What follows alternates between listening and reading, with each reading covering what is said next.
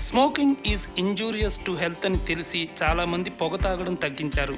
ఇప్పటికీ కొంతమంది స్మోక్ చేస్తున్నారు. ఈ అలవాటు నుంచి బయటపడాలంటే క్యాబేజీ తినడం మేలు. ఇది తెలియగానే క్యాబేజీకి స్మోకింగ్కి సంబంధం ఏంటి అనే ప్రశ్న మనకు వస్తుంది. అదేంటో తెలుసుకుందాం.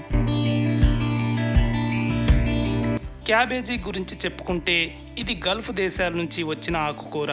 దీన్ని కూరల్లో, సలాడ్లలో, ఫ్రైలలో ఇలా రకరకాలుగా వాడుతున్నాం. కొంతమంది పచ్చి క్యాబేజీని తింటారు. అలా తినకూడదు. ఎందుకంటే క్యాబేజీ ఆకులపై కంటికి కనిపించని టేప్ వార్మ్ అనే పురుగు ఉండే అవకాశం ఉంటుంది. ఇది ఉంటే కడుపులోకి వెళ్ళి అక్కడి నుంచి బ్రెయిన్లోకి వెళ్ళి బ్రెయిన్ని తింటూ 25 మీటర్ల పొడవు పెరుగుతూ ప్రాణం తీయగలదు. మీరు గూగుల్లో సెర్చ్ చేసి ఈ పురుగును చూడొచ్చు. క్యాన్సర్ని అడ్డుకునే శక్తి క్యాబేజీకి ఉంది. అలాగే ఈ ఆకుకూరను తరచూ తింటూ ఉంటే అధిక బరువును తగ్గించుకోవచ్చని డాక్టర్లు చెప్తున్నారు. ఇదే విధంగా స్మోకింగ్ చేసేవారు రెగ్యులర్గా క్యాబేజీని తీసుకుంటే వారిలో పొగ తాగే అలవాటు క్రమంగా తగ్గుతుంది.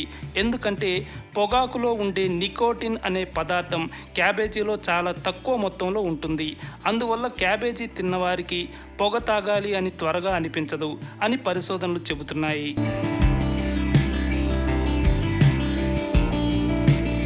ఈ నికోటిన్ అనేది ఓ రకమైన మత్తు పదార్థం. ఇది శరీరంలోకి వెళ్ళాక బ్రెయిన్ నుంచి శరీరానికి సంకేతాలు వేగంగా వెళ్ళేలా చేస్తుంది.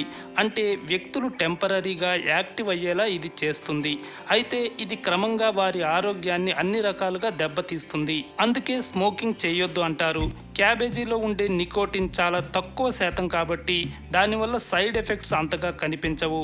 అయితే క్యాబేజీ తినేవారు పూర్తిగా స్మోకింగ్ మానేస్తారని చెప్పలేం. స్మోకింగ్ మానేయాలని బలంగా డిసైడ్ అయితే అప్పుడు క్యాబేజీ అవసరం లేకుండానే మానేయగలరు.